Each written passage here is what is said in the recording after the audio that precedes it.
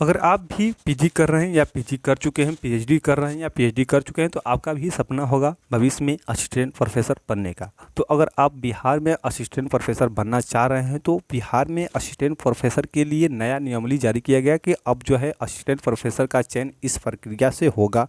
उसके लिए क्या आपका क्वालिफिकेशन होना चाहिए, एग्ज़ाम का पैटर्न क्या होगा, सारा जानकारी जो है आप लोग को इस वीडियो में मिलने वाला है। अभी आप लोग को पूरा जानकारी आप लोग को हम दिखाने वाले हैं, ठीक है। तो अगर आप चैनल पर नए हैं तो प्लीज़ चैनल को सब्सक्राइब कर दीजिए और इस वीडियो को अपने दोस्तों के साथ शेयर जरूर कीजिएगा। किसी भी यूनिवर्सिटी से पीजी कर रहे हैं या पीजी कर चुके हैं या पीएचडी कर रहे हैं तो आप जो है अगर लास्ट ईयर में हैं तो आप इस फॉर्म को अप्लाई कर सकते हैं। आवेदन कब से स्टार्ट होने वाला है, सारा जानकारी अभी आप लोग को हम बताने वाले हैं। चलिए ये स्टार्ट करते हैं और अच्छे से समझते हैं। देखिए, पहले की प्रक्रिया और अब की प्रक्रिया में थोड़ा चेंजिंग लाया गया है। देखिए, यहाँ पर सहायक प्रोफेसरों की नियुक्ति परीक्षा से होगी, यानी कि असिस्टेंट प्रोफेसर का जो है अब नियुक्ति किससे होगा, तो परीक्षा से होगा, ठीक है। यहाँ पर देखिए है कि बिहार के विश्वविद्यालय में सहायक प्रधानाध्यापकों की नियुक्ति अब परीक्षा से होगी। इसके लिए नई नियमावली बन रही है।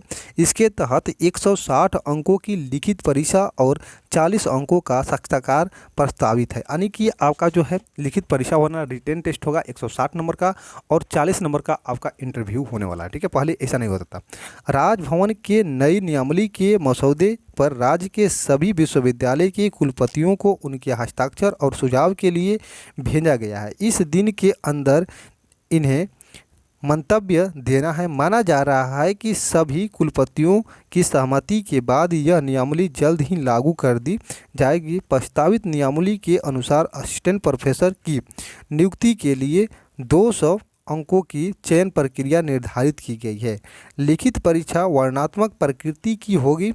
इससे अभ्यर्थियों के विषय ज्ञान और विश्लेषणात्मक क्षमता का आकलन किया जा सकेगा। मसौदे में न्यूनतम आयु 23 वर्ष और अधिकतम आयु 45 वर्ष निर्धारित की गई है, यानी कि आपका एज कितना होना चाहिए, तो 23 से लगाकर कितना होना चाहिए, तो 45 होना चाहिए। इसके साथ ही चयन प्रक्रिया में अनुभव को कोई अलग अंक नहीं दिया जाएगा। इस प्रकार नेट, जीआरएफ और पीएचडी जैसी योग्यता को केवल पात्रता के रूप में माना जाएगा, लेकिन इनके लिए अलग से अंक देने का प्रावधान नहीं रखा गया है। बहाली प्रक्रिया, देखिए क्या कहा गया है कि आप इसमें जो है आपका नेट, जीआरएफ है तो अच्छी बात है, लेकिन आपका सिर्फ डिग्री है, उसका कोई अंक नहीं जुड़ेगा। पहले अंक जुड़ता था लेकिन अब अंक नहीं जुड़ेगा, ठीक है। यहाँ पर देखिए इनके लिए नहीं जुड़ेगा। बहाली प्रक्रिया राज्य विश्वविद्यालय सेवा आयोग के माध्यम से होगी, ठीक है।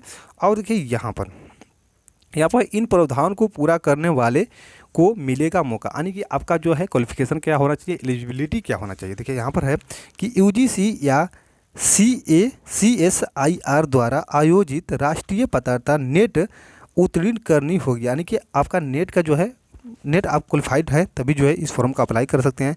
या यूजीसी द्वारा मान्यता प्राप्त समान स्तर की राष्ट्रीय परीक्षा अथवा बिहार सरकार द्वारा आयोजित राज्य स्तरीय पात्रता परीक्षा सेट या उसके द्वारा अधिकृत किसी एजेंसी द्वारा आयोजित परीक्षा उत्तीर्ण करनी होगी, बशर्ते कि संबंधित विषय में पीएचडी डिग्री रखने वाले अभ्यर्थी यदि उनकी डिग्री विश्वविद्यालय अनुदान आयोग यूजीसी के एमफिल पीएचडी डिग्री प्रदान करने के न्यूनतम मानक और प्रक्रिया विनियम 2009 या 2016 तथा समय समय पर किसी किए गए संशोधन के अनुसार प्राप्त की गई है, तो उन्हें नेट स्लेट या सेट से छूट दी जा सकती है। यानी कि अगर आपके पास पीएचडी डिग्री है या आप एमफिल किए हुए हैं तो आपको जो है नेट और क्या बोलते हैं कि नेट और जो स्टेट कंडक्ट कराता है, बेट हो गया या सेट हो गया, वो नहीं दिए हैं तब पर भी आप जो है इस फॉर्म को अप्लाई कर सकते हैं, ठीक है।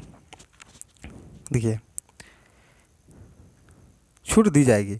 यह भी प्रावधान है कि जिन अभ्यर्थी ने 11 जुलाई 2009 से पहले पीएचडी कार्यक्रम में पंजीकरण कराया था वे उस समय लागू संस्थान के अध्यादेश नियमों के अनुसार शामिल होंगे, ठीक है। तो इसमें क्या है कि आपके पास तो ये पता होना चाहिए कि आपके पास क्या होना चाहिए, तो आपका पीजी कंप्लीट होना चाहिए 55% मार्क्स से, तभी जो है इस फॉर्म को अप्लाई कर सकते हैं। यहाँ पर 160 अंकों की परीक्षा, 40 अंक का साक्षात्कार यानी कि इंटरव्यू होने वाला, सभी विश्वविद्यालयों को भेजा गया नई नियमावली का मसौदा, यानी कि सभी यूनिवर्सिटी के जो कुलपति हैं उनको भेजा गया। जैसे ही उनका साइन होगा यानी कि जो और स्वीकृत करेंगे, ये जो है लागू कर दिया जाएगा। और स्लेट का जो है एग्जाम कंडक्ट कराया जाएगा। क्या होगा? बिहार में स्लेट होगा। पहले बोला जा रहा था कि बेट होगा, लेकिन बेट नहीं होगा, स्लेट होगा। स्लेट का क्या सिलेबस है, स्लेट का एग्ज़ाम कैसे होगा और स्लेट कौन कौन दे सकता है, सारा जानकारी जो है नेक्स्ट वीडियो में आप लोग को हम बता देंगे। अभी ये समझिए कि असिस्टेंट प्रोफेसर की वैकेंसी बहुत ज़्यादा आने वाली है बिहार की सभी यूनिवर्सिटी में, क्योंकि बहुत आप लोग को पता हो कि हर अभी क्या है कि हर थाना में या हर थाना में या हर पंचायत में ऐसे कुछ बोला गया है कि एक डिग्री कॉलेज होगा। तो डिग्री कॉलेज के लिए प्रोफेसर की जरूरत है, इसलिए जो है वैकेंसी बहुत ज़्यादा आने वाला है और वहीं अप्लाई कर सकता है जो पीएचडी किया हुआ है या पीजी किया हुआ है। ठीक है, तो उम्मीद करते हैं आप लोग को जानकारी अच्छा लगा होगा। मिलते हैं नेक्स्ट वीडियो में, तब तक के लिए धन्यवाद। जय हिंद, वंदे मातरम।